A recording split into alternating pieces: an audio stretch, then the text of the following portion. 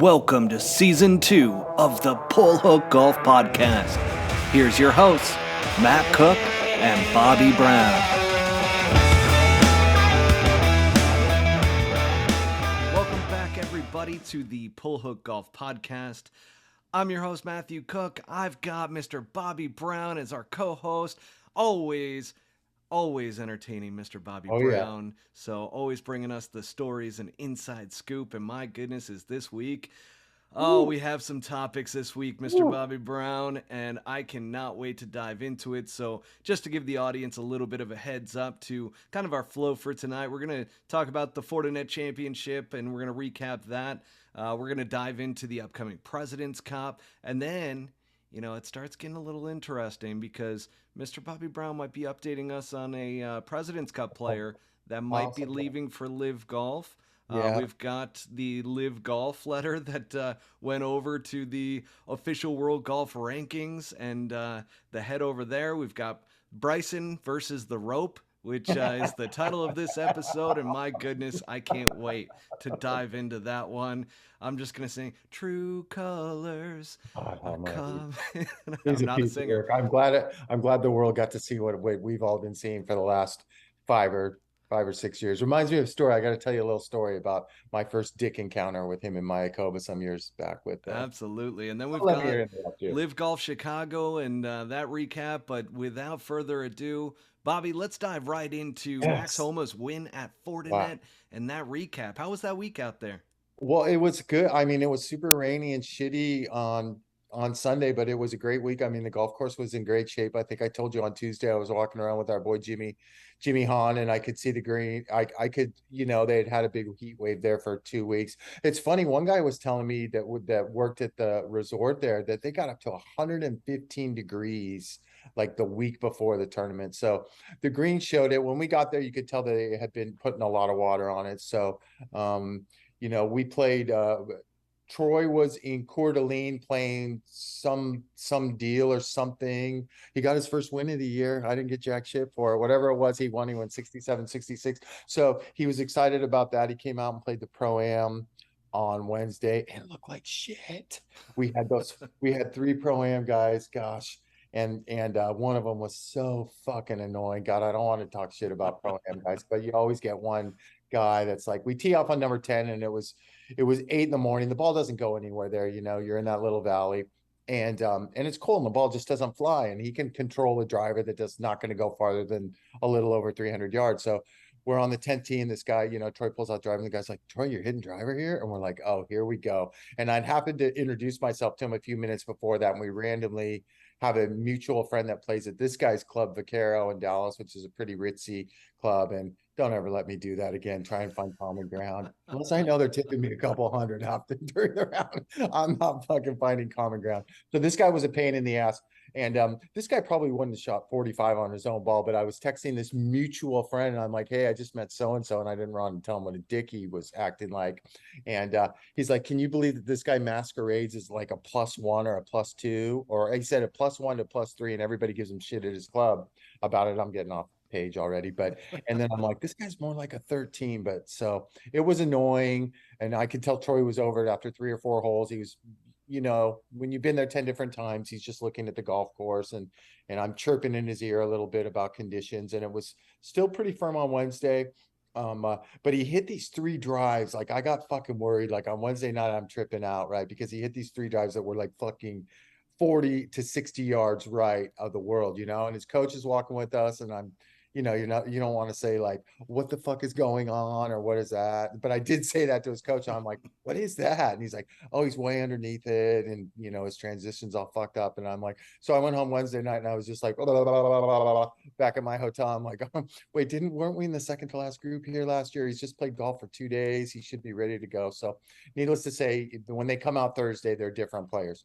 But on Thursday, we were scheduled to go 157 or something like that, and about half hour into play we got the big fog delay for about an hour and a half. So it's weird when you tee off at 3 o'clock. It's even weirder when you tee off at 3 o'clock for round 1. What's even weirder than that is predicting that these greens are going to get firm and nobody gives you the fucking heads up that they watered the shit out of them Wednesday night. So I got a little off guard on that because the first couple of holes you're playing this major bounce and run out, and it's like, wait, did that just chew right there? Did that just dig in? And it didn't take us but a few holes to, figure out. Obviously, he's got a ton of experience. I got a little bit myself. So we figured it out. And he didn't do anything fancy on Thursday. He got around there and 1 over. It was kind of 1 over right off the bat. And then he got it back. And then he fought it back to 1 under and he did what he needed to do. So I felt a little bit better than I felt on Wednesday night. So there was a big, this was one of those weeks, there's a big difference between the morning wave and the afternoon wave scoring. So,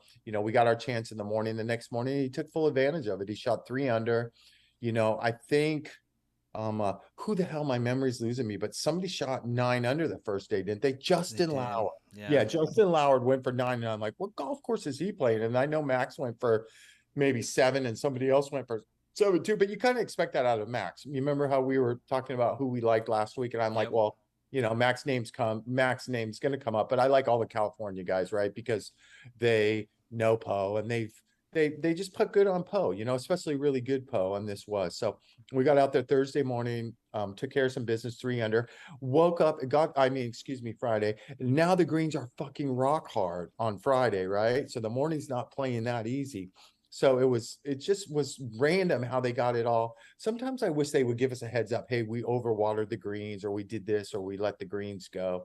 So we swung into the weekend, 4 under. I want to say that the leaders got to 12-ish or something like that. It was 12. It was home at 12. Yeah. So, but Matt, you could tell that this golf course was going to get hard, right? So the winning score. So I was thinking to myself, I'm like, well, unless somebody goes bonkers crazy and they really water these greens again overnight, not to lose them, then we're close to the winning score right now. I thought it would be about 14 or 15 under. So I was thinking, good.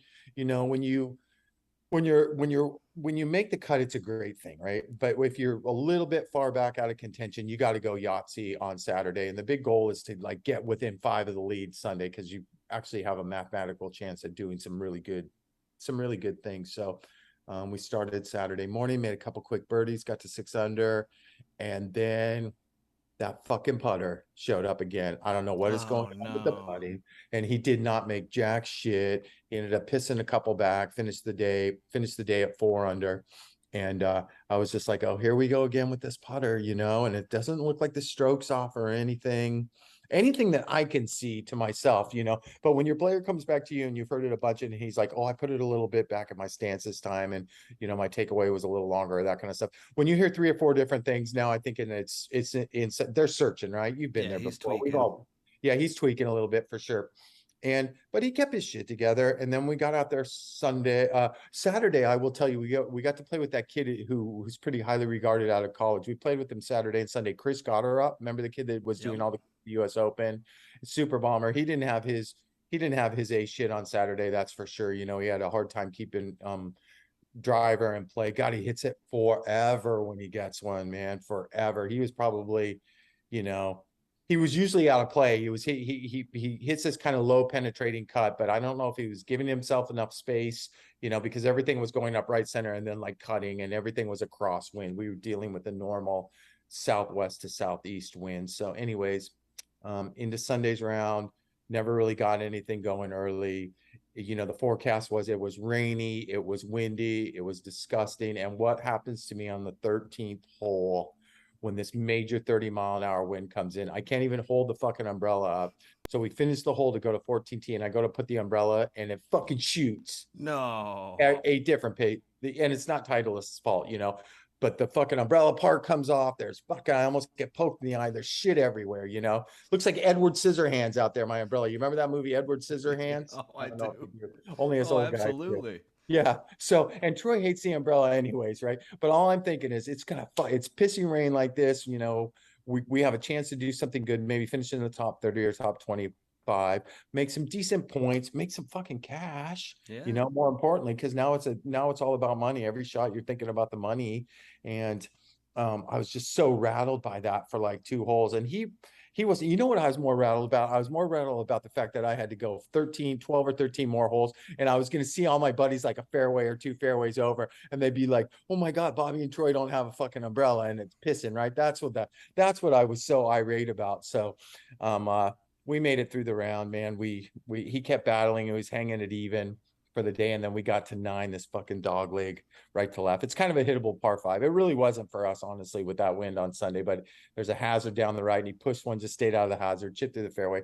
Long story short, made fucking 7, last hole of the day. And I will tell you, midway through that round, especially like on 2, 3, 2, 3, and 4, kind of the teeth of the golf course, especially for him. He's had trouble with those holes in the past. You know, I'm going to say he's got a 5-footer, a 5-footer, and a 3-footer. The 2 5-footers were for birdie to get some momentum going, you know, to maybe get to 6 or 7 under par, and the other one was to save par. And they were all left. They were outside left putts, you know. And fuck, they never had a chance, man. They missed like 2 balls. They missed like 2 balls low. Good news is he calls me in right off the bat on third. Caught me off guard on this par 5. I called it. Yes, on 16. Let me tell you the only good part of my week. I got like 2 good parts of my week, and that was it. On 16 on Thursday, he's like, take a look. And I'm like, why is it? And it's a 6-footer. And I'm like, why is he having me read this inside left putt that I've seen on Poana Greens 18,000 times? So I go through my little routine. I pop back up, and he goes, you got to go in a little right. I go, yeah. And we were paired with Charlie Hoffman, and me and him are good friends. So he tries to fuck with me. Earlier in the day that day, Troy made about a 90-footer across the green on 2, where I wasn't even standing anywhere close. I couldn't believe it. When we walked by, and Charlie always says that, good read, Bobby. And I turned around and I go, it's fucking Poana, Chuck. What do you expect? What did you really expect? So he calls me in on this putt. He goes, you got to go in a little right. I go, oh yeah, it's going a little right. He goes, you sure? I go, it's going a little right. He goes, inside the hole or outside the hole? I go, definitely inside the hole. Boom, he buries it, right? So the next day he calls us. So I was feeling good. I was feeling good. And when he's over that putt, I'm like, I know this is going to sound corny to our viewers and listeners, but I'm like, this is what I fucking do. I'm a Poana fucking specialist. Put me on Bermuda, and I'll just flip a coin on what I think is going to happen, because they seem to break 3 ways, and they always end up to be putts that are inside the hole, from my experience. So Saturday he calls me in on another one, which is on number 3, and this one's a little funkier though, and it's to save par, because he just missed the green from fucking 88 yards with a 58 degree, which I don't know how that happened, but he came up and out of it, and it got into a bad spot, chipped it up there to like 14 feet pin high. And it's in a valley, so you have mountains behind and mountains to the side, and then there's the valley, and where would be San Francisco and the bay and everything. So everything's going to roll off the mountains, right, and then wind up probably going to the low point towards the valley or the bay. So I'm grinding on this 14-footer, and I'm like, I don't see shit. I can't see anything. He goes, you see anything? I go, no. He goes, tendency, left center, right center. I'm like, I don't see anything. It's straight. So he buries that one too, right? So now I'm feeling really good about myself. And then we got to 14, this par 3 on Saturday, which was probably the easiest read. It was a 4-footer sliding left to right, and this was in the midst of his putting struggles. And he goes, you better take a look at this one. I'm not feeling too good right now. So I jump in there, and I'm like, oh, it's left edge, and I'm like, it's a little 3.5-footer for birdie to get us going. And he shoves it right off the bat and misses it. So I did not get the fucking trifecta. I only got the derby. But T57, yippee doodles, 18,000 in his pocket, 4 points. And there's nothing worse than going back to your hotel room. I had a red eye that night, not till 11 o'clock. So I got an extended checkout, and I was sitting there laying in bed, and I'm like, okay, it's time fucking for a new putter, right? Because he always travels with this backup Odyssey.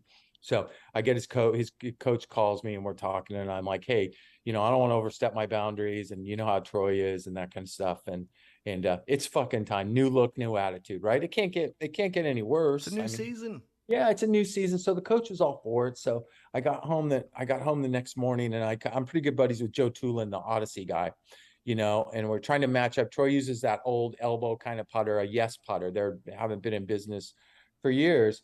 So I was talking to Joe, and I'm like, man, we're putting bad, just a heads up, but if it's okay with you, I'm going to give Steve Dalby, Troy's coach, your number, and we can powwow about, because he doesn't like Scotty's, because he thinks Scotty's come off fast a little bit, and I think he putted for an Odyssey with the white hot for a long, long time. And, those come off pretty soft and slow. You can almost feel the golf ball in the face. Yeah. So had a little powwow, and I made a deal with the coach. I'm like, let's let Troy resonate for 2 days, not be so pissed off.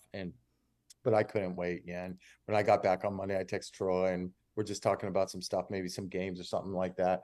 And I'm like, hey man, I think it's, I'm not I'm not talking shit or anything, but I think it's time to maybe put another putter in the rotation. And I said the same thing. I'm like, new look, new attitude. He goes, funny you said that. When I jacked that whatever 5-footer on number 4, he goes, that's all I could think about the rest of the day. And he goes, and then I made that nice putt on 5 to save par. And I'm like, yeah, but the 25-footer for birdie was fucking pathetic. He goes, I made that little one on 6. And he's going over to all, and he goes, I almost made that putt for bogey on 9. And I'm like, oh, this is not going to be as easy as I thought.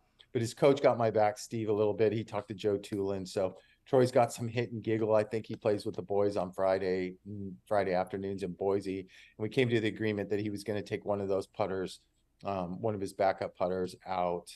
I mean, and play with it for a little bit and see how it goes. And in the meantime, I'm pretty sure that Joe Tulin is putting together a little package of 1 to 3 putters that'll be waiting for Troy at Vegas. So we'll keep you posted on how that goes. But it was a great finish, Max Homa. I mean, can I say something? I've seen a lot of finishes in professional golf, but I have never seen that shit whatsoever. And when I was laying in my bed waiting for this red eye, I'm watching it. And number one, I couldn't believe that Max, hit that cross bunker from the middle of the fairway, because that thing's, and I kind of turned away for a second. Did he mishit it, or was it a bad club, or did they get the wind wrong? Did you watch it? I didn't pick YouTube, it up from his, I didn't pick it up from his swing. Yeah. I kind of saw it and I'm like, whoa, hang on a second. You're a little That short thing there. that's 10 yards short of the front edge. Yeah. He was kind of in the middle of it. So, I don't know if they got a gust, or if he probably, man, he doesn't miss hit many shots though, right? No. So anyways, however it ended up there. And then where he chipped in from was, if you were there all week, it was really like burnt out and thin, like there was no grass underneath it whatsoever, right? And that thing was going 80 miles an hour, and he made it and showed some emotion. And I'm thinking to myself, oh, what a great finish. He's going to finish second, right? Danny's got a little 3.5 footer. And when Danny was over that 3.5 footer, they had Max and Joe Griner, his caddy, and I'm like, what are they thinking right now? Wow, what a great week. We finished second. Or what are you really thinking? Maybe he can jack this putt, right? Maybe we can get into a playoff. And I don't know. Golf's weird, man. It was the pressure. I heard his press conference afterwards saying that he got a little bit confused on the read. But if you know Danny Willett the way we do, he's like really, really upper echelon putter. Like he makes a lot of putts, almost all putts inside 10 feet, and they don't miss like that. So I'm going to say it was pressure. And then if that ball was going by, I'm like, whoa, how far does he have coming back? I thought it was like 6 feet, but it turns out it was like 5 feet. And you know the rest of the story. You're not going to make that after that. So here Max is probably going, oh, maybe we can get into a playoff, to hoisting the trophy, and Max having all the class that he does, and Danny having all the class that he does too. I think they made light of the situation. Danny's like, hey, golf's weird, man. I did everything that I needed to do, and I misread a putt, and and he always thinks of the upside, Danny. He's a little feisty and a little sassy on the golf course. What I think was a funny story too was his regular caddy.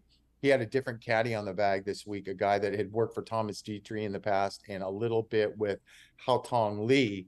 And I saw him early in the week. I go, who are you working for? And he goes, I'm working for Danny Willett. And I go, well, where the fuck is Smarty? He goes, oh, he went to work for Cam Tringali on the LIV tour. Oh, I'm like, no. oh, Smarty Pants is taking the easy money.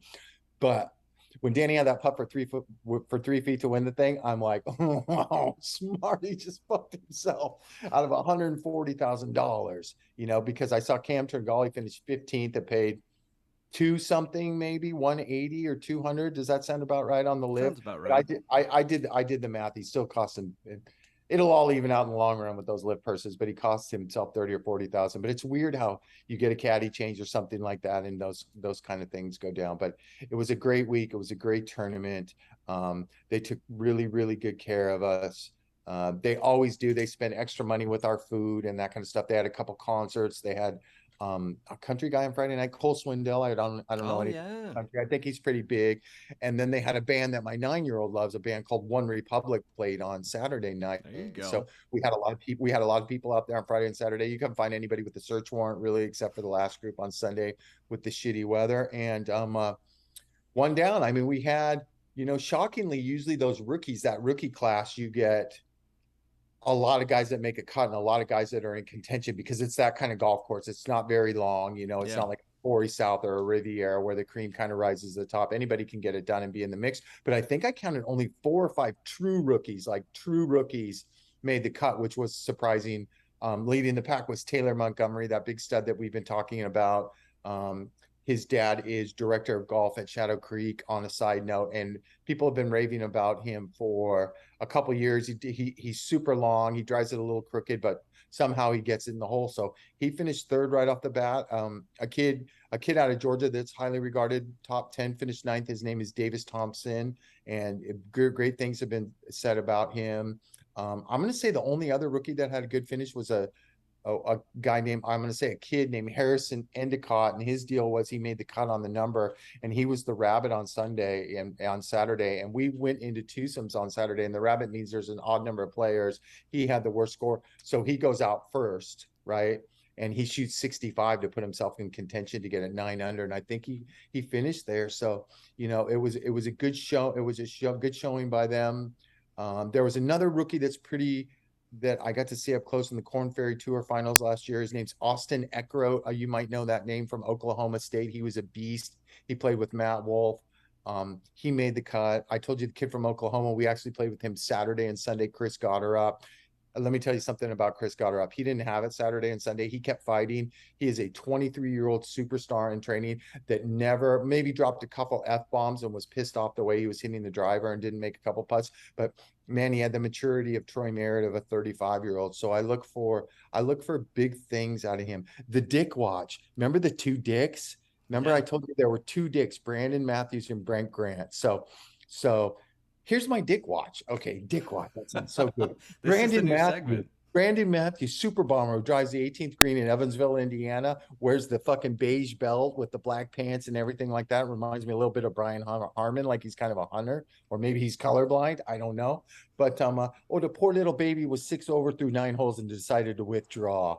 Rookie with WDs. And the other little, I was made for this game, fist pumper on every hole. Brent Grant grinded his ass off, I think, to shoot even par, and he missed the cut by a couple shots. So no harm, no foul there. But Bobby, he was meant for this game.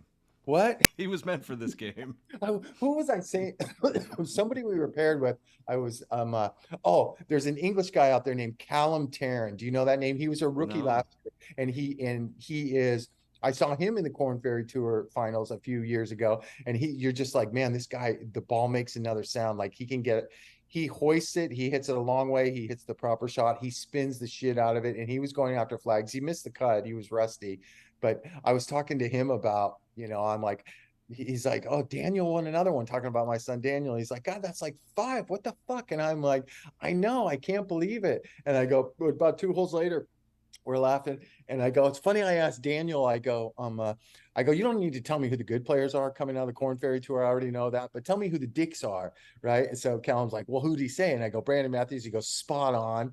And I go, Brent Grant. He goes, fucking double spot on. And before I could say anything, he goes, I was meant for this game. So a guy that's missing the cuts, walking down the fairway with 2 holes to go. You gotta love it. Still having fun. And then we were past Brent Grant on 1 hole, and he had some chick out there with him, and she was nothing to get excited about. Let's put it that way. One of your typical rookie Lululemon wearing girlfriends who are enjoying their moment, following their potential husband around. But not all bodies are made for those spandex pants, and she qualifies for that. But on another episode, maybe when I'm really sassy, I'm going to tell you the good things that Callum Tarrant told me, not so good things about this chick that has latched on to Brent Grant. But we'll wait and see if he does it good, and we'll bring it up again. I love after berating Ashley Perez last week, I got to take it easy on the.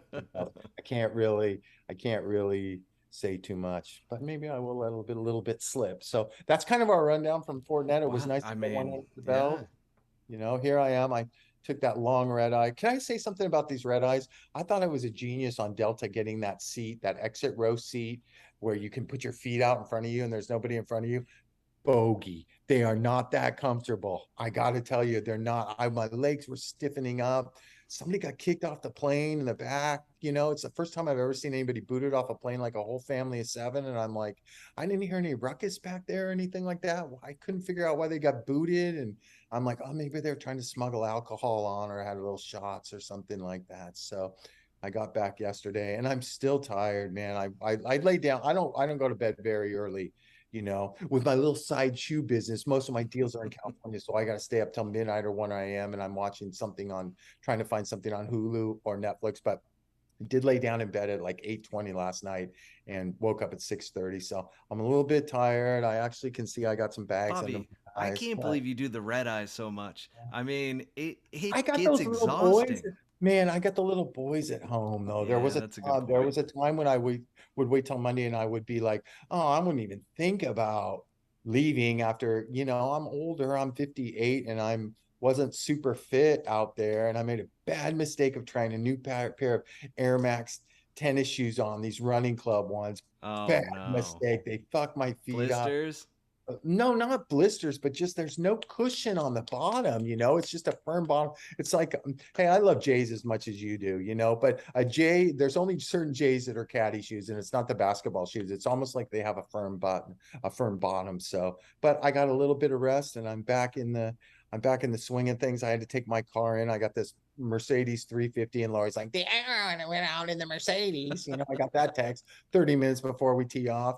The Audi is not, at 1400 PRs and still jumpy. And I'm like, oh my God, you're a school teacher. I don't fuck with you before you go to work. You got to have your head on straight. So I had to read her the riot act, but I took the Mercedes in because AC service, right? Yeah. It's about $2,700 compressor on the AC. So Oh no. now I'm really mad at Troy for not making any putts. I end up losing money, but here I am talking to you. What else you got? I'm done with Northern California. I need a week off. I do want to just I can't point out go one drink thing. anymore. When the broadcast panned right after Max made that chip, and they panned directly into Danny Willett's face, and he just had this like he couldn't believe what just happened, but he had a smile on his face, Did. and you just knew that like that jostled him. Yeah. And I go, Yeah. Oh, this you're this damn right. this for whatever reason, whenever I see that length, I'm like, oh, he's got it. Like this is over. Of But with course. him, I sat there and I go, this ain't over. I was Mm-mm. like, he might miss this first putt, but I didn't think that he was gonna blow it by Yeah. No, fucking I mean, 5 feet.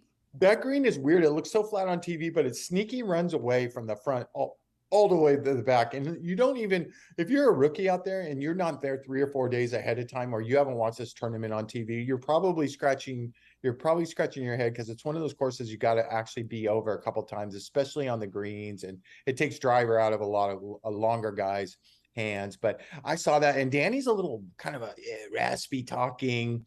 You could tell he was probably a street brawler growing up, and he's got that He's a mentality little on. scrappy.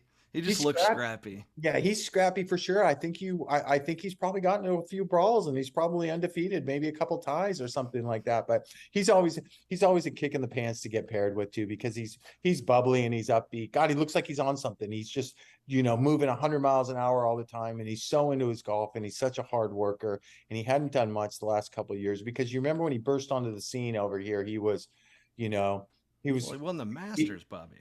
Yeah, yeah. I mean, I don't. Okay, I maybe. mean, it was Jordan Spieth's debacle, but Yeah, but I mean, at the that's one same of the Masters time, nobody ever really remembers, though. That and the Trevor Immelman Masters. Sorry, President's Cup that's Internet. actually a good point because they It's really true. Those are are. the ones you don't really remember for some reason. Hey, a green jacket's a green jacket, and he's got a boatload of game. Just goes to show you from, unlike other tours, our tour from top to bottom is still pretty solid. Are we diving into other tours right now at Well, all? let's talk a little bit about the President's Cup. Oh, damn it. Yeah, we're Okay, go. almost there. So Yeah, people be patient with us here yeah, because we're gonna dive into it. We're gonna dive yeah. hard once Right. we get past the President's Cup here. But who do you like? I mean, USA Well, stacked. I mean, does the yes. international team have a Oh, chance? Yeah, I no, didn't they think don't. so. They don't have a chance. In that Jimmy Hahn practice round, Cam Davis was out there with him too, and he just, he's a ball. I've talked about it. He's a ball striking machine, but he just looked way off form. I don't think Corey Connors was in the field. I don't think he really played that good either. Taylor Pendrith, of all people, he missed the cut last week, and obviously they were only there because they hadn't played golf in 2 or 3 weeks, and they were trying to get one under their belt before the President's Cup. But I don't see him have a shot in hell. And I've been on both sides. I've done a couple of those things, and this, I mean, honestly, I don't even think it's going to stay close. I think it's going to be like what we went through when I worked for Siwoo in Jersey, where it was almost over on Saturday. And I think, don't I probably have as many friends on the international team, players and caddies, especially all those Koreans I get along so good with. Um, but I just don't I don't see it, man. I mean, who It's tough to, on well, paper, it's yeah, just not even comparable. But here's for the audience listening, I'm going to yeah, give one little thing here to watch out for. yeah, Watch out for Tom Kim, because if this kid gets locked in, he yeah, doesn't miss shots. Like that's how he ended up yeah, winning. He had that streak where at the right before the Open Championship, he played the Scottish Genesis Open and went off and went Yahtzee on Sunday. But I'm curious because he's the one to look out for at 20 years old. They've already done a lot of press and media coverage around him, his age being. I don't even know if he's the youngest. I can't recall if they've said that in the President's Cup, but they're making a big deal about his age and about being on the President's Cup team. Now, the one thing to really look out for is, does this carry over to match play? If he gets locked in, is the yeah. pressure going to be too much for him, or is it Well, not? I think he can. Let me just tell you this. This is a whole different kind of pressure. This isn't a 4 round stroke play. I mean, look at, I don't know if you've seen on, TV today and yesterday what number one looks like. I told you it's like a dome stadium. And that walk up, that walk underneath those grandstands onto that first tee is going to be feeling that he's never had. But you want to make a friendly wager? I'm going to give a Yeah. friendly wager. I say that Tom Kim, my over and under is a half a point. I'm going to give him a half a point in, he's going to pair up with one of those Koreans, and I'm guessing it's going to be Sung Jae. Okay. So I look for him to get a half a point max. I don't care who you pay. Max. You want to bet? Wow. I'm going to bet right now. I'm going to Yeah. bet you 100 pennies Yeah. Yep. that he get that my over and under I'm is a half in. point. And I'll tell you why. Koreans hate Quail Hollow. I don't know what it is. I've worked for two of the best, Siwoo Kim and Sung J.M., and I don't know what it is about them. One of them missed a cut and the other one WD'd. And it's like there's something about that golf course they do not like. And and maybe I'm going to be completely wrong, but we got 100 pennies on it. Plus, I don't like this Tom Kim guy already, and I don't even really know him. I think he's going to transition into one of those Koreans that people don't like Mr. Hot Shot. And I hope not, man. Little Dicky, we need him. We need him to be stay on the good side, you know? I mean, he's trying to get private yeah, lockers, or not private lock, private showers out there. I mean, yeah. this is 18 at He'll Quail get that. Hollow behind He'll me. get that at Quail Hollow. You get whatever you want in the President's Cup. But my hat's off to him. I mean, excuse me. He's a great player. I've talked about how I think his game fits on certain courses, and I don't know. Quail Well, Hollow this is is a long course. it's a bomber's course. Don't kid yourself. Rory wins there. Max wins there twice. Max Yeah. moves the shit out of it. And it's I mean, I think didn't Jason Day win out there too? I think he did. Ricky won out there. Ricky Fowler won out there one year. Our boy James Hahn won out there when James Hahn was Yeah. really moving it back in the day. And Ricky's not short. Hey, No, speaking of Ricky's not Ricky, short. and he had a nice week at the Fortinet last week, if I'm not mistaken. He finished eight to 10 under or something like that. So he was right in the mix. New caddy, new attitude, back to Butch, like we were always saying. And Wait, maybe he went back to Butch? yes, you didn't hear that last week. The No. news that he went back to Butch. Yeah. We Oh should man, I was in a cave last week. yeah, well, you're getting married. Get used to that, pal. You ain't coming out of that cave for 30 years. Your golf's down to 1 week. I can script how this shit Wow, is I going can't down. believe Yeah, Ricky went back. yeah. So, but we've been talking about that, right? We've Yeah, been commenting that. Why do you get away from, the and greatest now teacher of all time. yes, and the baby's a little older, so he probably had his year of traveling around and getting used to, That's a good point. he's like the most popular figure out there for sure as far as autographs go, other than Tiger, other than the Yeah. big, they flock around Ricky and Plus, you get to go to Vegas. yeah, well, there you go. You get to go to Vegas, Yeah. so you get to go in and see the legend himself, Butch. So it was hats off to Ricky for playing good. But back to this President's Cup, I think it's just going to be a bloodbath. It's going to be over. There's guys out there in that American team that got something to prove. Billy Horschel and Max Homa are taking shit because if it wasn't for if it wasn't for LIV, they wouldn't be on that team, and that gets those two guys fucking fired up. And I wouldn't want to deal with Max Homa. I would say Billy probably handles it early better. Max got to feel super comfortable on that golf course, being a two-time winner, though. popping his cherry And there, coming off of a freaking win. I and mean, this coming off dude just looks super comfortable. He, four he four wins in the last 41 starts. He's winning at a 10% at a 10% clip, and I think I read that he was his first 88. It took him 88 starts to win one. It's funny, I see all those live guys, those paid live tweeters and that kind of stuff, and they're like, Max Homa wouldn't even make Dustin Johnson's team, and Max Homa's not even good enough for the live. And I'm like, Max Homa would be like the fucking fourth best player on the live, and he's certainly. I think he's better than Taylor Gooch. I mean, honestly, and yeah, recently the last 2 years, he's I agree definitely with better that. than Patrick Reed. And fucking Perez is competitive. I mean, Perez played a little bit better and used a couple of his scores, but he's still bottom line as he finished fucking 31st out there, you know? Did anybody hit the jackpot like Pat Perez did? Hmm. I mean, talk about getting the luckiest break I ever got a by little scoop. DJ bringing him in. I know I got a little scoop. I got a little scoop there. I can't. It's more of like rumor. Can I spread rumors? It's scoop. I got it from a good source, but the scoop is that Dustin is getting fed up with Pat and his loud mouth and his antics and woe is me and that kind of stuff.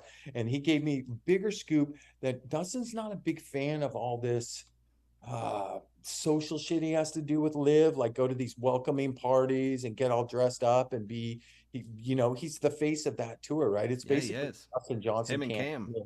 Yeah, it's the Dustin Johnson Cam Smith tour. And I can see Cam being in that situation more than Dustin because Dustin keeps to himself and he's not comfortable being social, that's just the bottom line. So this source That's why he slash drinks and rips rails. I mean, it makes sense. I can tell a real good friend story about Jersey and rails and the American team, but I just did. Caddy and Caddy and player brother. Jimmy came in on a private jet from a friend. I know all about it, Johnson. You're secretly Oh. kind of good with me. So this guy, this source was telling me that and he's pretty close to that Dustin Johnson team. And he said Dustin could just would just take his 100 and some million after 4 years. And if this team thing doesn't blow up the way he thinks it's going to blow up, he might just cash out his chips and call it a career. And that would be a huge loss for them because honestly, they're not. You 3 years, can't. Bobby. Three Yeah, years was he's it got. three? Okay, so we think it's three, but nobody said his contract. It could be four. The source told me that these Mm. contracts, some of them are under lock and key, and it could actually be 4 years. And he's waiting to see how this team thing's going to go down next year. Which the same source told me we're going to get a little taste of how this team thing's going to go down in their championship that they have coming up at Trumpy's place in Doral here after the next two tournaments. I think they go to Bangkok or something in a couple of weeks, and then Saudi Arabia. But I feel, can I tell you the one thing I noticed most about the Fortinet? Not one peep, not one word was spoken that I heard all week about the live tour. So it's like everybody out here is like over it, like, okay, let them go do their thing. And it just seems to me that if you don't pay attention to their tweeters, that they are losing a little steam perhaps, and people are like, man, this is the same thing we see every single week. It's Dustin Johnson, it's going to be Cam Smith. It's not that anticlimactic. I know Peter Uihlein put the squeeze on him, and I know the dominating team of the what are the Acers, right? No, the Aces. aces. Aces.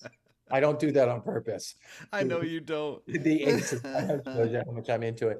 Their dominating team performance. It was close again last week. Fat ass Perez actually helped out a little bit. I hear he's going to get some disciplinary action. I talked to a caddy that caddied in live last week. I'm not going to mention his name, but he made a lot of money, so you could narrow it down to about four of them.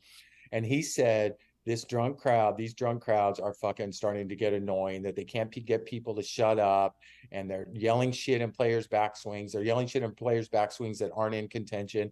And I go, man, you getting a lot of people out there? And he goes, honestly, there was probably 10,000 people out there on the final day. He said he goes, but the fact is that 99,000 of those 10,000 people are all following the last group. So that's why tweeters, these live guys are going off. Oh, you said it's not going to work. No crowds. Well, it's all on one or two holes. And then he was telling me, he's like, man, if you can go back and see Phil Mickelson and Bryson DeChambeau play, and he's like, they're literally 6 to 10 people following them around if they're not in contention. So, like I said, nobody said anything at Fortinet about it whatsoever. It's like, guys, it's kind of the been there, done that tour, other than Cam Now and you're starting to see though Joaquin. that like everybody is bringing it up over the President's Cup because Yeah, it's like that topic that it's like, well, guys aren't playing, the teams are weaker and so forth because of it. It's like, no, like the US team is stacked. The international team, yes, they got a little bit of hurt course. because of it, but at the same They lost. time, Yeah, it's they like lost four big every question lately has been around Liv, fights. but it was nice to have kind of that reprieve. And I think it's because Liv was actually having a event, and everybody that was so Live Golf focused was looking at that versus all the questions coming in around, Fortinet. And I definitely, it was enjoyable to experience everything because, I mean, shoot, my Sunday was Live Golf, it was the Giants, it was Right. Fortinet, and then it was the Yankee game. So, Didn't I I see mean, you went to an ASU game over the weekend? I did. I went Saturday. Didn't Yeah, he get I got fired? season Dude? Didn't Didn't Oh Herm yeah, Edwards get fired shortly thereafter for all the one shenanigans one that are one. going? Oh, it wasn't the shenanigans. I mean, they were The one and just two they starters? played terrible. I mean, Yeah. and it's the first Pac-12 team that's lost to a MAC team in Uh, the entire there. history of the Pac-12. So it was kind of embarrassing. And what's hilarious is that like the first half, he didn't open up the playbook all that much, and yet they're getting destroyed. They're getting beat up left and right. And when you play so conservatively, and what's very interesting is that the AD at ASU was his agent in the Yeah, NFL. I read that. And I so read they're great buddies. So like that that. has to be an awkward conversation. Hey That has to man, be a we tough got fire to right there. head into a different direction. And then obviously, I mean, you have the out because there's the allegations that went on. But I was talking about this actually last night at a dinner. I I don't know why. I mean, the athletes now are making money. Why are there still these allegations going on in these investigations? Like I money's don't. just flowing throughout. Like you can hide it so Yeah. well through, the likeness of a player, selling jerseys, hats, whatever it may be. Like I don't understand why the NCAA is still going down that path. It makes absolutely no sense to me. I mean, it's part of the game. Anyways, it's funny. I was having breakfast with last week with Troy's coach Steve Dalby, and his son was a long snapper that went through some tryouts and that kind of stuff. And I guess they had a wide receiver or a split end or something come off his team that is at a major college. I'm not going to mention it, but he was telling me the stories about the mom getting a brand new house when he signed with this Oh college yeah. and that kind of stuff. So it's like it just goes with the territory. Going back to the President's Cup and Billy and Max getting snubbed, saying that, think about this though, because I think Patrick Reed's wife has a burner account. She's kind of famous for it. It's called Just Golf Facts Probably. or something like that. It's everything great about Patrick Reed and how stupid everybody else is. But if you think about this, Patrick Reed, Bryson DeChambeau, and Brooks Koepka, they would have never even come close to qualifying for that team, right? They would have had to lean on Davis to get a pick. So you can Yeah, that's a good point. remember how Davis on his podcast is like, hey, a couple of those guys that win are fucking cancer in the locker room, right? So that's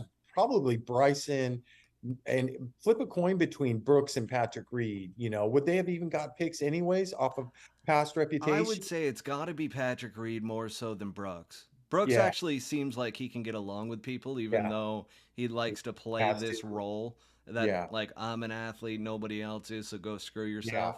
Like, yeah, I think exactly. he gets along with Bo more Jackson. guys than He's those Bo two do. Jackson. He's the white Bo Jackson. Just ask him; he'll tell you. So, anyways, back to live. I did watch the end of it. I hope no brasses, PGA Tour brass, but I did see the end of it because I'm always rooting against. I was rooting against Dustin, but you could tell that Cam was in control of the golf tournament, and he's a tough puppy. He's a tough puppy to beat. But I did notice what this caddy was saying about them, Sam Pinner, Cam's caddy. If you saw on national television, Jesus, did I say that on YouTube. YouTube? That's far from national. Oh my God, put my foot in my mouth a little bit more. He was having trouble silencing the crowd and getting them to shut up, so we'll see how it goes. That, what else you want to talk about? I Well, feel like, Bobby, here's the thing. So, mm, one of the things around Live, obviously, they sent the letter over to the official World wow, Golf Rankings, wow. and that, I mean, there was a couple things in there that kind of fell short in my opinion. And I'm a Live Golf like supporter, I'd say, because I try to be as neutral as possible on everything, and I see some of the benefits that come out of it. Obviously, with your ties to the PGA Tour and everything, Yeah, I kind of force you to kind of watch it and kind of be a part of it right. too. But at the same time, like this letter, And Yeah. then I was actually listening to Paul McGinley talk about this because they asked him on the Golf Channel. They're like, "So, why shouldn't they have official world golf rankings? Give us the reason." And he's Well, like, there's 7 of "They're them, right? they're demanding." He's like, first of all, they're demanding to play on the PGA Tour. They're demanding to play on the DP World Tour. They're like making all of these demands. And this was the first time that I've heard this in this context. I'm like, that actually, like, he's making a lot of good points here around it. Like, you can't really argue as to the fact that, like, they're making demands around things that they don't have control over. And apparently, they told these guys that they would receive official world golf rankings. They're like, yeah, don't worry about it. We're going to push it through. We're going to get it. And That's great so lying though, right? exactly. I mean, they got the guy signed up and moved over, so now Yeah. it's like they're putting the pressure on, but at the same time, you sit there and rules are rules. And I hate I'm not a big rule person myself, so I'm sitting there going, yeah, they are, but the big rule that you really can't get around is 72 holes of golf. Well, and then, I saw the list of the same 7 things. I think it's 7 things you have to qualify for world Yeah. rankings. Let me back up. First of all, they're playing, they're acting like they should get world rankings now. Anybody that applies for world rankings has to wait, has to have a year grace period. That's exactly right. They want it retroactive and they want it Yeah. immediate. Well, yeah, well, and they're sure not sharing that with the public, these live tweeters, are they? And No. then 7 rules that you have to qualify for, and they don't check the box on any of them. No cut, 54 holes. You have to have some kind of a Q school. I know they're addressing that. You have to have some kind of Monday qualifier, and there's 4 other ones, and they're not even close to smelling any of that. So, Well, you then know, I love the they college football reference. yeah, And or then the soccer also reference. football. Yeah, yeah. So I'm we got some American, so international soccer. people that love our podcast. So we got to go the traditional route and go football. I don't even know if I'm saying that correctly. Probably not. It's more football. Yeah, But with that said, they brought up some of the clubs. Oh, it's like it just fell short, in my opinion. Being a sports fan, I'm like, yeah, that doesn't really resonate with me. I don't know how much it's going to resonate with them. I mean, the only point that was really made that I agree with is that you've got some of the top players in the world playing on that tour that deserve to have official world golf rankings, well, but I the agree. system isn't set up for them to meet the criteria. I mean, there's things that they just do not meet, and they're asking them to change everything. And that's what's interesting. They want the PGA Tour to change. They want DP World Tour to change. They want the official world golf rankings to change and bring them in. It's almost like a rich kid that isn't getting his way. I'm just Yeah, going to pout and complain about it. And I yeah, think that's what a lot of people actually took on the live side of this entire debate over the PGA Tour, because the PGA Tour was acting like the rich kids, acting yeah. like, oh, they're the spoiled ones that have all this money, but they're not giving it out. I mean, Jay Monahan, I mean, Wall Street Journal came out with all the private jet travel. I know we didn't really Yeah. talk about that ahead of Yeah, he's time, a but fucking I told you we were paired with Charlie Hoffman. He's been a staple on the pack board, on the PGA Tour board, and the players committee, and I brought that up, and I'm like, can you believe that? And he's like, yeah, and I'm like, he's like, what do you think? I go, he's the fucking commissioner. Who really, I don't care if you're profit or non-profit. The fact is he's the most important person other than the players. The players are first and foremost. I get it. But as far as brass wise, he's the biggest, he's the fucking commissioner. So yeah, it's not okay for him to jam to the vacation house for 2 days for a weekend. And this is 17 times in 5 years. It's not like it's happening every other weekend. And then jam back into the office to get back to work. And let's be honest, when these guys disappear and go on vacation, if you're a commissioner of a major sports league like that, they're fucking working at home and they're working on that plane. It's not like there's a bunch of broads and a bunch of booze rolling around or something.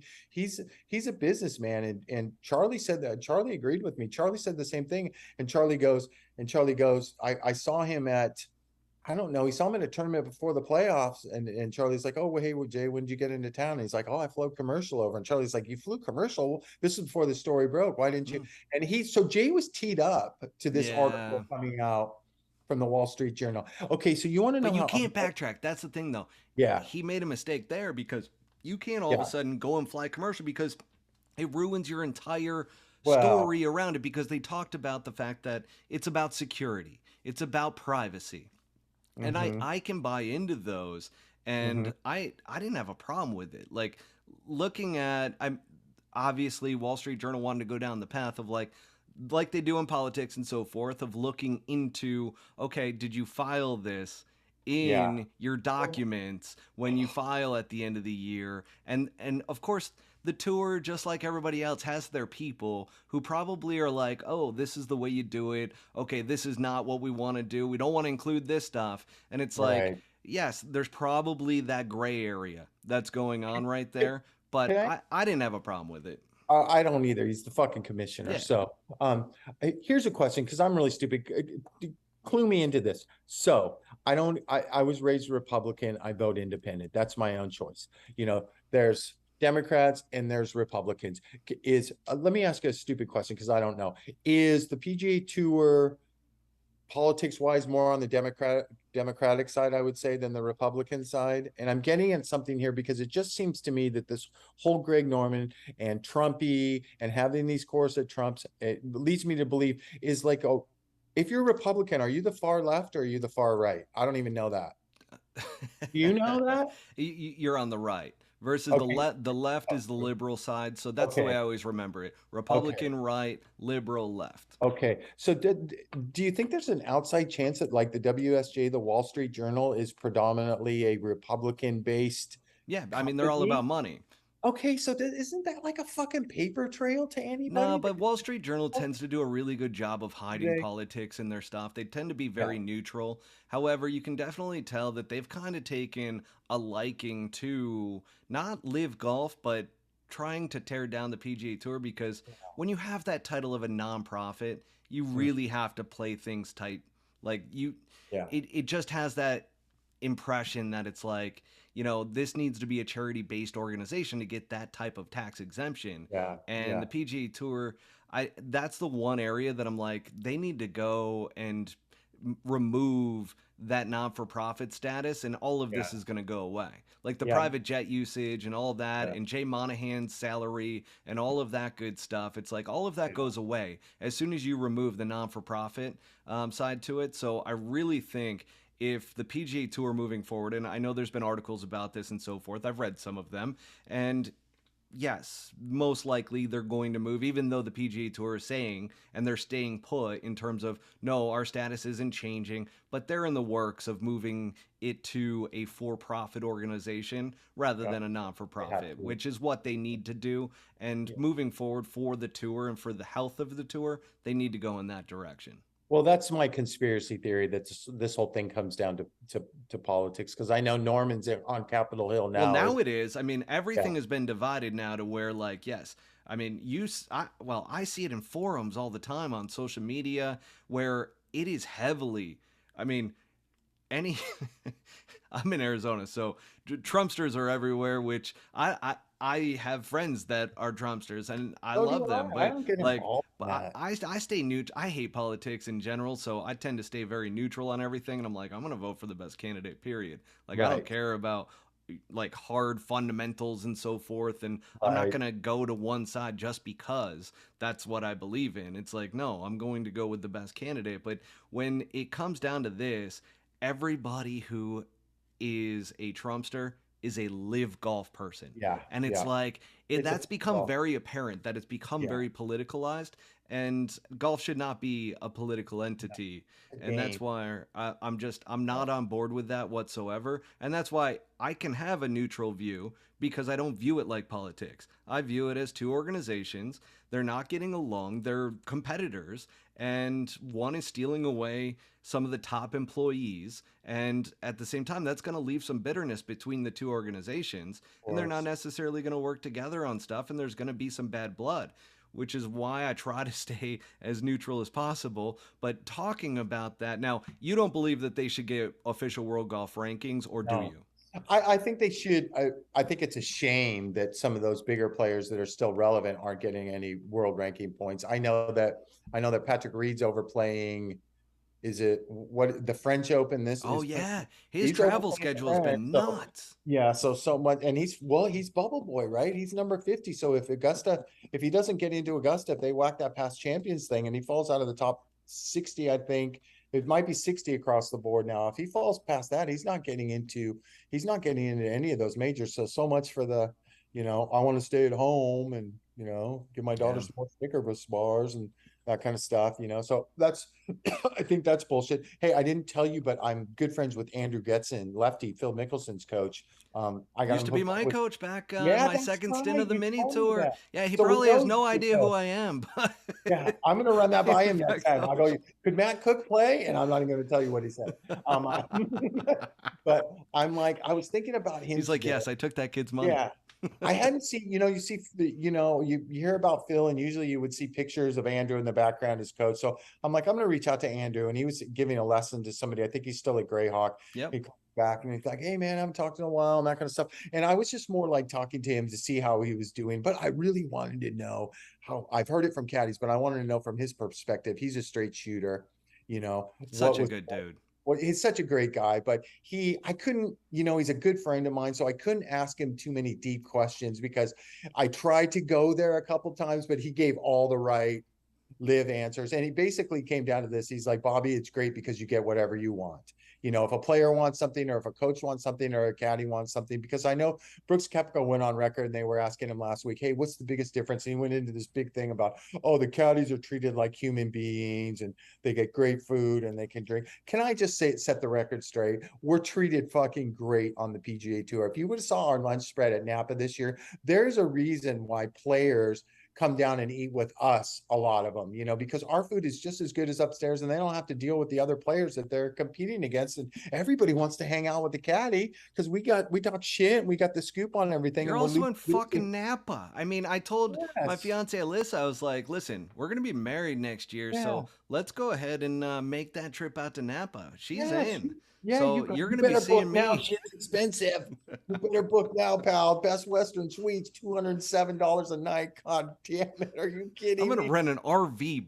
But I will tell you, my Best Western Suites, I'm like, I'm paying $250 a night at Best Western Suites. It's all about fucking location. I got in that room completely remodeled. I was the first one in there, but I don't know what was going on with the Lesbos above me because it was not fucking. They got to do something with those rooms because those two are in love. That's all I can say. They must be in love. And it was always from midnight to 2 a.m. So I'm How like, could you tell it was two girls, Bobby? yeah, you can hear everything. The Very thin walls. melatonin, It's still a Best Western. It might be they in were, Napa. They might have they, renovated, let me but tell you something. Let me tell you something. They were having from the midnight to 2 in the morning because my melatonin was, they were having way more fun. My melatonin was backfiring on me with all their antics and shenanigans. I'm way off pace. I'm way off pace again. well, So let's anyway, go right back to Andrew, let's go back to Andrew. let's I go got to go back back to to Andrew. Andrew. Yeah. Yeah. So he's like, you get whatever you want. But my point was, if you came to a tour event and you saw how we were treated as caddies and what we ate every day, you would go, this is awesome. So I think that that's just a crock of shit. It's come a long way in the last 15 years, that's for sure, when I first started. And it's progressively gotten better because the caddy industry, a lot of people will laugh at this, but some of us are pretty highly regarded at our job, and we make good money, and there's multimillionaires out there, Austin Johnson being one of them, guys that you wouldn't even expect, and there's guys with a lot of money. There's guys that are great golfers. There's a lot of guys that played golf in college. It's always edgy. There's no fucking guys. There's a few guys that'll show up. You can tell they get after it at night, that show up a little rough in the mornings, but they fight their way through. But it's nothing like it used to be. So everybody know the PGA Tour caddies are treated just fine. Don't listen to Brooks. I'm convinced those guys' lips are loaded on these interviews for obvious reasons. But I started asking Andrew some questions and he couldn't take the bait. And honestly, I'm like, what I really wanted to know was, why are these people saying that Xander and Cantlay are leaving, which we all know is the biggest crock of shit? Oh, And he we goes, didn't get into the President's Cup guy that I'm, might be I'm leaving. going to that. Yeah. I'm leading into that. You got Yeah. I'm leading into that. Sorry, So didn't mean to interrupt you there, he's Bobby. like, man, Got excited. he goes, man, I work for Phil, other than DJ, he was the original face of this whole thing. And he's like, they keep everything so tight-lipped, not even Phil knows who's coming or who's going for the most part. And if he does, he's not sharing it with Andrew, that's for sure.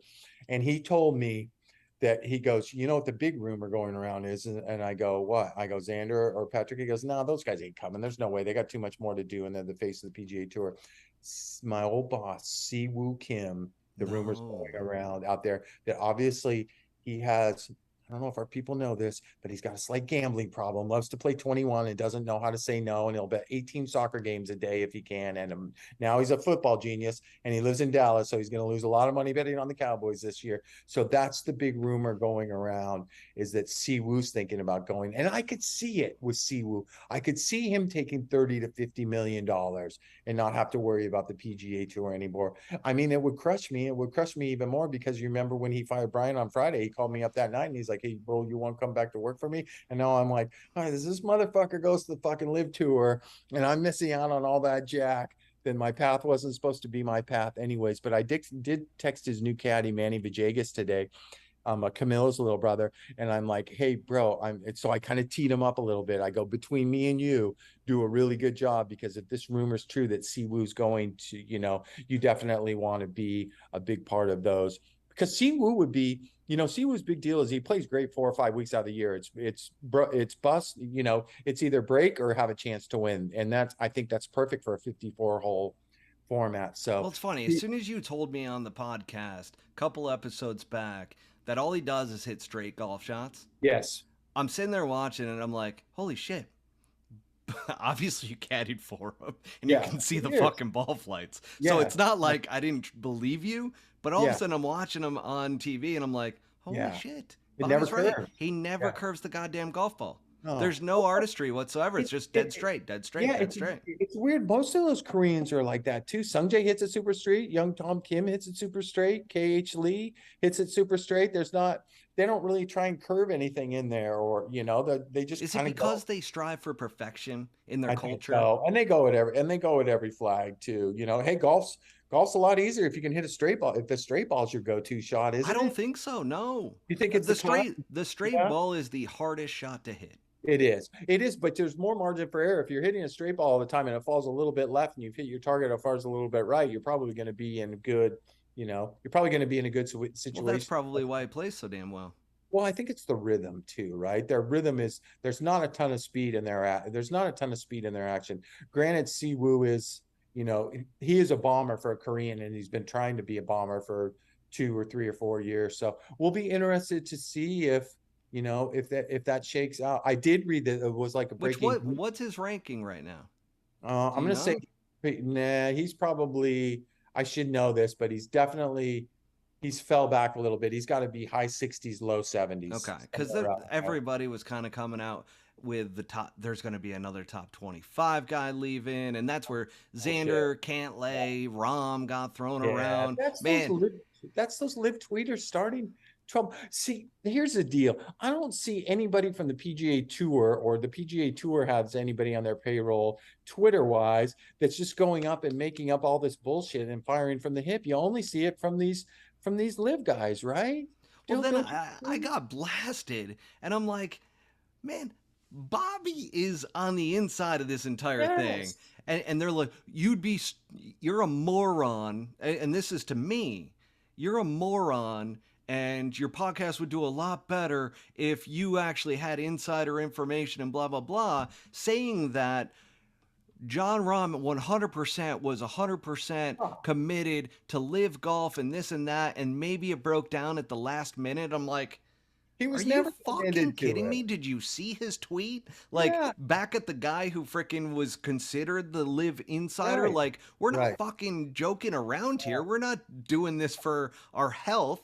We're not guessing. No, we're fucking getting real information from multiple sources, and it's like, go fuck yourself, guy. Yeah, but anyway, I'm like me.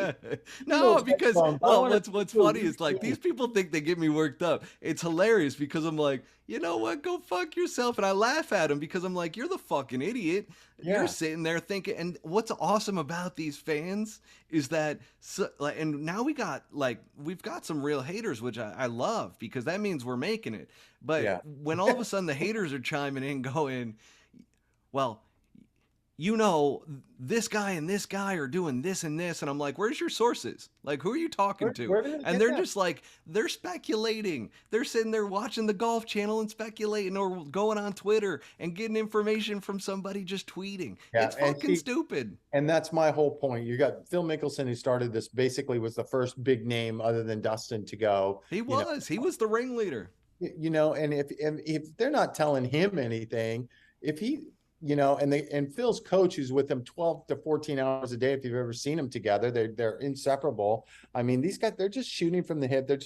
They're just causing problems, is what they're doing. I Go play. love it. I Yeah, fucking go love play it though, your Bobby. I love two, the and then drama. I love the shit that goes on. Like, this has been great for media. It's been great for us because we get to sit here and talk shit about it, and it's fucking phenomenal. But let's how talk about about good wait, old wait, one more Bryson. thing. One Hang more. on. Well, before we get into the big I social mean, I want to get sphere, into that one because yeah. I love that. Did you see that Patrick Reed's lawyer that's doing the lawsuit for him against the Golf Channel, Brandon Chevley, got suspended from legal practice in DC for some shadiness from like 10 years ago or 12 years ago. Oh, So that's shocking, Bobby. yeah, That nice is hire. shocking. Nice hire, Patrick. But Joe, tee us up for the most exciting part. Oh Sorry, my Max God. Homa. So there was I mean, if you like MMA, if you like boxing, this is the battle of the century, which Yes. is Bryson DeChambeau versus the barrier rope at the LIV Golf Uh-huh. event. And my God, did Bryson go down? He It's like lost his eyesight. He thought he was blind. It was absolutely incredible moment to where he was dropping F-bomb after F-bomb. He goes, "What the fuck were you doing? Fuck you. What the fuck? I you can't know, fucking see anymore. My I fucking eyeball." And yet Bryson was winning the game in Chicago. They yeah. like all the articles started coming out about this hot chick who's clearly in it Hot. for his Yeah. fucking handsomeness, because I mean she's a smoke show, and you got him. I don't know what, like, are they talking calculus? Like, You know what? The last smoke show he had for 2 or 3 years, when she would come out, and you're like, how long is this going to last? Because how could you go home with that fucking dork?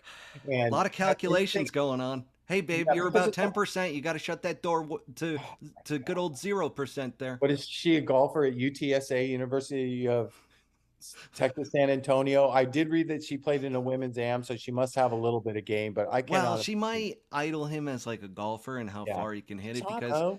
it's like those commercials back in the day, Bobby. I don't know if you were around back then, but chicks dig the long ball. Yeah, they do.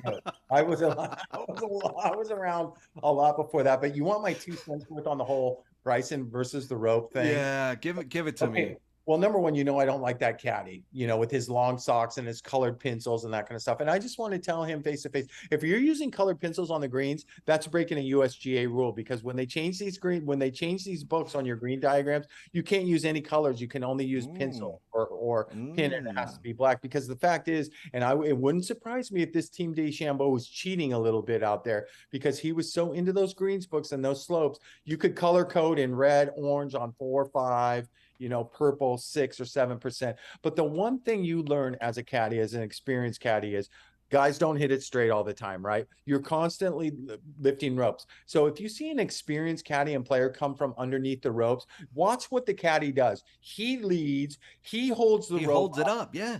and he waits until player A is all the way through and out of the way. And then we let it go down. And I can tell you how many times I've done that, thousands of times in my little measly career. And the only thing I worry about is once he gets through safe, is sometimes I put him down too quick, or the marshal's trying to put him down, and they'll get hung up on my fucking clubs back there, right? And I'm like, if he snaps his fucking driver, but that was that wasn't the volunteer. If I watched it No, 50 times and I slowed it no. down in slow motion, that was fucking Dingleberry out there.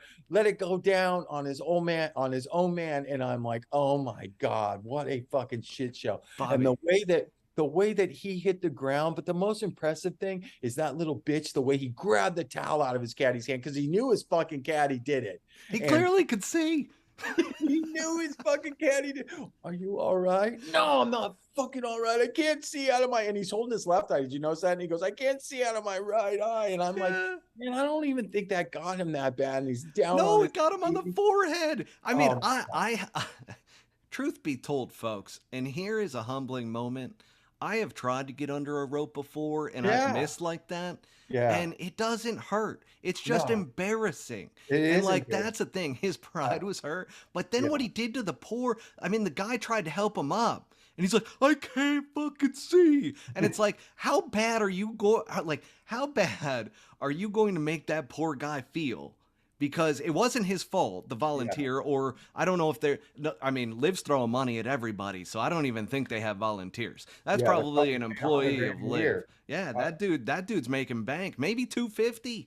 He's getting that mhm. money, just fucking holding ropes. Apparently, I wonder if a rope guy can get fined, but if you replay it back and move it in slow motion, you're gonna see that this was nobody's fault except for Bryson. He misjudged the Yeah. level of the rope, and if I'm to analyze this, I Yeah. mean, the rope clearly was, it wasn't Goliath. It was definitely Yeah. David. And You, David fucking smoked him right in the head. yeah. Yeah. Well, the only it's early in the week is when those ropes are tight, like on Thursdays and Fridays, It because wasn't even there's tight. a whole setup crew that travels with the PGA Tour and they're pounding those things in and they're tight. But by the time Sunday rolls around, when you're in certain areas where the driver's going to land or going left or right, those things are loosened up pretty good. But to me, it was clear as day that the fucking caddy shot the rope a little bit too early. Bryson misjudged it, almost lost an eyeball. But all of America got to see what a little bitch he is. I'm going to tell you this story in 2018 when I want to say it was his first or second year out, and I was working for Siwoo when we were at Mayakoba. I think I shared this like when Mikey was on the show, Yeah, but I think so. we were playing through the first round, and Siwoo's missed a few. He ends up missing a few greens, pin high right or pin high left, and Bryson's got putts right. And so Bryson's going through his whole thing, but I'm not talking about Siwoo missing a green by 10 yards. I'm talking about this fucking far off where Siwoo's looking at this thing and he's reading it, and Bryson's tracking his line. He's walking in and out of his line doing his own thing. And so after the first time, Siwoo looks at me and he goes, what the fuck, bro? And I'm like, oh, see, he's in his own little fucking world. We should know this. We've been paired with him before. So the second time it happens, now Siwoo is not speaking good English at this time. And he goes, this fucking guy don't know I players champ. He hasn't win jack shit out here. He give me no respect. He only worry about him. Third time it happens, and we're playing with Zach Johnson, and now Zach Johnson notices it too, right? So the third time it happens, Siwoo tells me, gives me a fucking direct order. You will tell this motherfucking guy he don't walk in players champ line. He wait for his turn. I play golf too, not just him. We threesome, bro. Threesome. You tell him that. So Zach hears this thing and he goes, honestly, Bob, I think that's probably something that Siwoo should have a conversation with and not you. And I go, the problem is, Zach, is that the communication. Siwoo can't say what he really wants to say unless genius Bryson, who barely got through calculus, I heard, and was life and death to graduate from SMU. Thank you, Josh Gregory, his college coach, for that inside information that people need to know. That so But we have no insider information, Bobby. We yeah, have well, no none. Well, because sources. you're a fucking moron, man. It was right there in the guy's text. Jesus I Christ. mean, clearly Rom was going.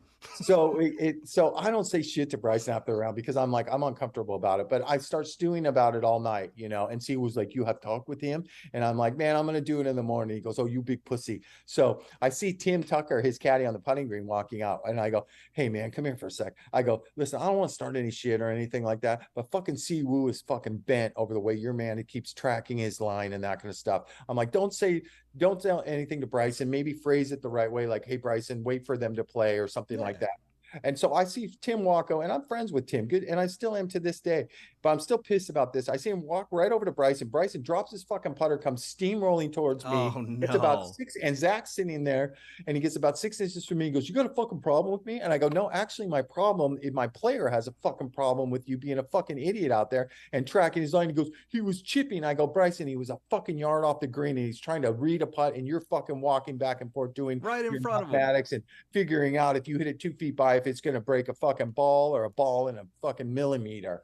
And he goes, "Well, it'd be nice if you would have said something to me, not a fucking caddy like that, right in my face." And Oh, I told him, and just I go, "Go fuck demeaning. yourself." And I go fuck yourself. And he just turned and walked away. Zach Johnson comes up to me and goes, "That really just happened. I wish I had it on video." So to all our listeners, our viewers out there, Bryson's a fucking douchebag. He He's is, always been a man. douchebag. He will always be a douchebag. And nobody is happier than this co-host right here that he has lost his game the last 2 years chasing the distance and broke himself down, because golf isn't all about numbers, folks. And the USGA and the RNA already made that happen, taking the greens books out of these guys' hands. Dustin Johnson is always going to be a chance to be the number one player in the world when he wants to be the number one player Bobby, in the world. is Live Golf not the perfect tour though for Dustin Johnson? It's a Yeah, casual tour that yeah, literally he's just thriving in. I mean, yeah. he just puts up numbers every single week 10 now. million. He's made more than $10 million in 4 events or 5 events. And who's more happier than Paulina? Everybody gets to see her at the hooker party. And now they got these wives and these girlfriends get their own fucking golf carts to drive around out there during the round. And they got a beer cart rolling around. I saw, how classy was this tour? And did you see the thing where Jenna Sims, Brooks Koepka's fucking wife, was driving her golf cart around? Listen, I'm going to go somewhere that people are going to probably, we're going to lose some views on Oh this one. no. I'm going to say this first, though. I am the biggest dog fan in the whole world. I have an 11-year-old soft-coated Wheaten Terrier that still thinks he's a puppy, Charles. He's sitting in the I've corner got a golden there. doodle named Okay. Happy after I've been Happy through Gilmore. So we're sheepdog. dog people. Yeah, sheepdogs, Rottweilers. There's always been a dog by my side my whole life. But Jenna Sims driving around during a tournament round in her cart with her dog, that's not like a real golf tour to me, Matt. It just seems so fucking Well, they're circusy. going after a demographic, right? And I think they're hitting that That's not it. demographic. I mean, I saw so Drunk many. people that do lines are going to these golf tournaments. Oh, they're ripping rails. But here's the Yeah. thing: when we look at the bar car, I saw the best. I saw the best comment, and this is actually a neutral comment because it wasn't hating on it, but it's like I wonder how many times those bar carts are or those cart girls are going to drive while somebody's trying to tee off, and it was so spot on.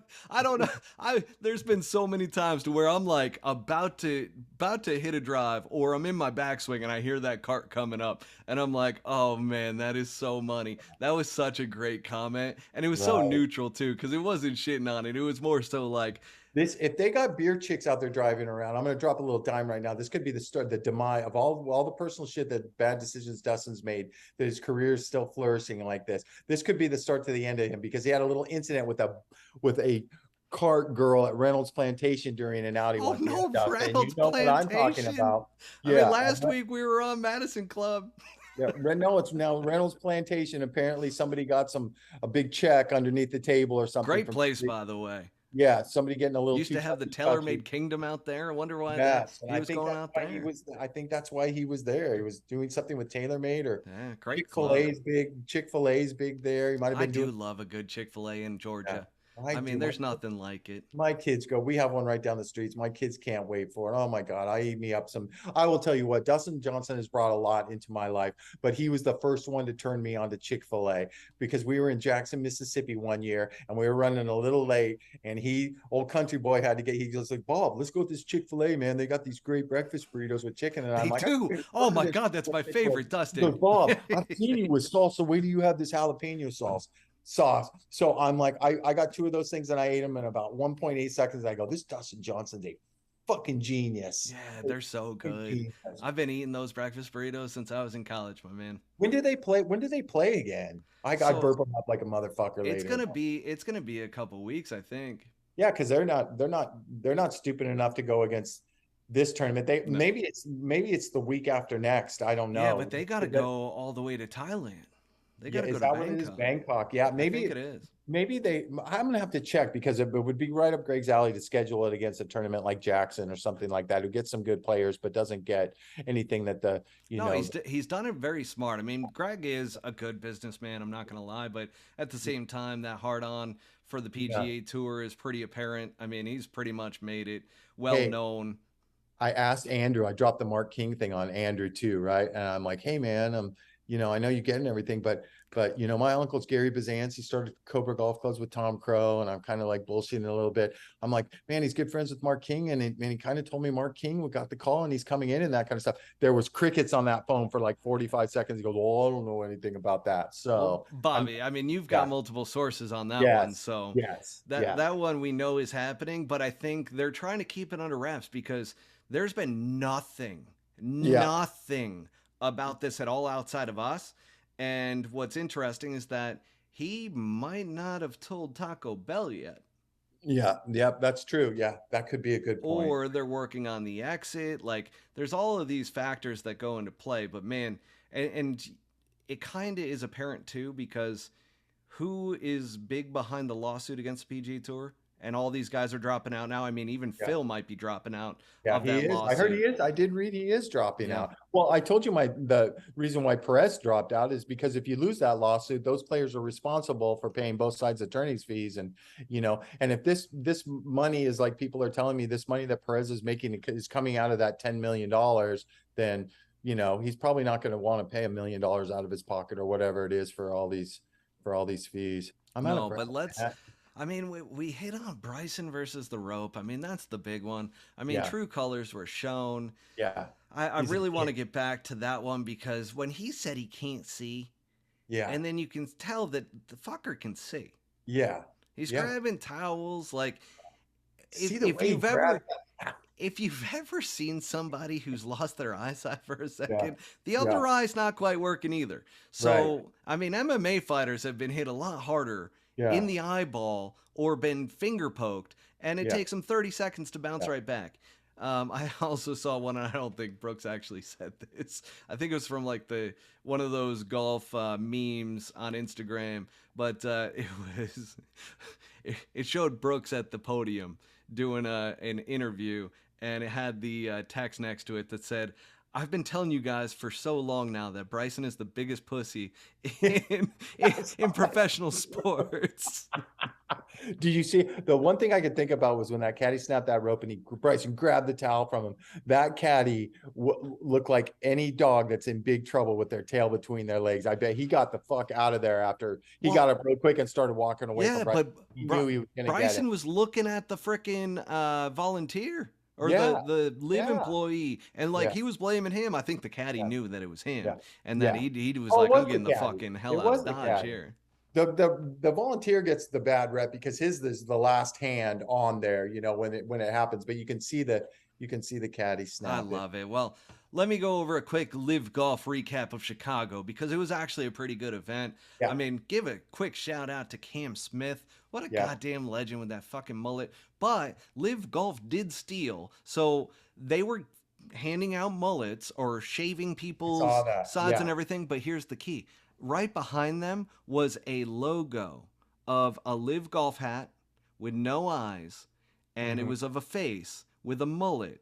But Hmm. guess whose logo is exactly the same that they ripped off? The Fat Perez. And I know people are going to say, it's Oh, not the Fat Perez, it's Fat Perez. No, like I said it on the very first podcast. I call FP, like we talk on a weekly basis, whether it's messages on Instagram or so forth, but we literally communicate and he doesn't have a problem with it. I don't have a problem with it. It literally is the Fat Perez because he's an entity, right? It's not Fat Perez that he's fat. It's the right. fact that it is the Fat Perez that somebody called him that he used to play golf with. But I can't believe they ripped off his logo. Did you see how close that was? No, I have to check. I'm not a huge Fat Perez guy. I know I know he can, He's a great dude, I Bobby. would have known, I never would have known anything about him if he didn't show up on your show, honestly, to tell you the truth. And then they showed up at Shinnecock and I saw him walking by a couple times and people were wondering if he was Pat But they Perez. stole his logo.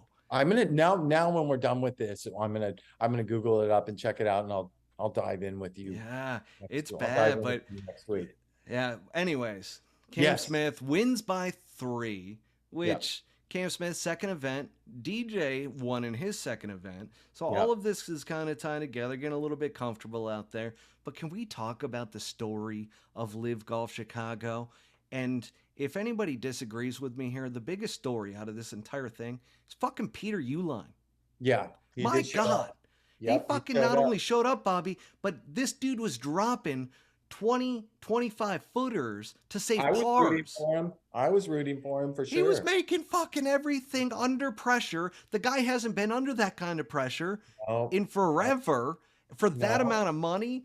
I mean, Maybe fucking maybe hell. he's just coming into his own because I've said on previous broadcasts before when I was working for Kyle Stanley, there were three big players out of that those 2 years. And I asked Kyle, I go, who were the best players other than you, Kyle? You were a top 3 player. He goes, when I went to a tournament, I knew I was the guy to beat unless Peter Uihlein or Dustin Johnson were in the field. So he was highly regarded amongst his peers, way back when. And his dad is CEO of the Wally. Titleist. Yeah. So he hasn't had had it tough his whole life, and maybe he's toughening up now. I'm honestly glad his caddy Zach Guthrie had a nice little lick right there. He is Luke Guthrie's brother, and Luke was a star at Illinois. He's kind of lost his game in the last few years.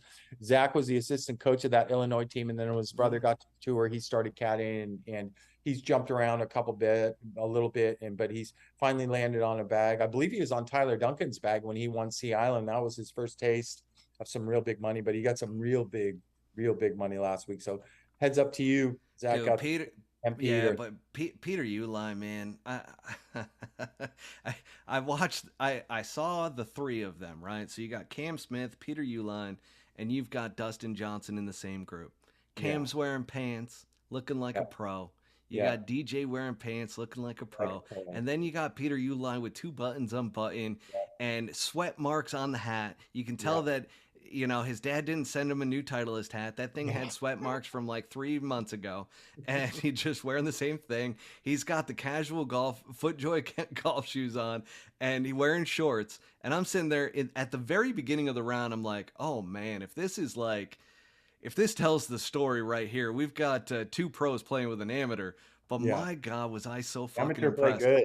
He was money. And when I say money, like, this guy was fucking dropping 25-foot putts for par. I'm like, and left and right. And I'm just like, dude, you got some fucking balls to be out there playing with Cam Smith and Dustin Johnson and to play this way. So shout out to you, Peter Uihlein, because you fucking became the man at the LIV Golf Chicago. And that was my biggest takeaway from that. Another amateur that played really good was this guy named Chase Koepka. He kicked the shit out of his older brother, Brooks Koepka. Let's end it on that. That's a mini hit run. Let's end it on that. And then the Aces win 4 straight. So they're just dominating. But Dynasty. Bobby, once again, thank you so much. Have a great rest of your night. Absolutely. Check in with you next week on our little President's Cup recap, and then we'll get ready for Jackson, Mississippi. Have a great night, buddy. You too, Bobby. Thank you for tuning in to Season 2 of the Pull Hook Golf Podcast. Make sure to hit subscribe and go to www.pullhookgolf.com for more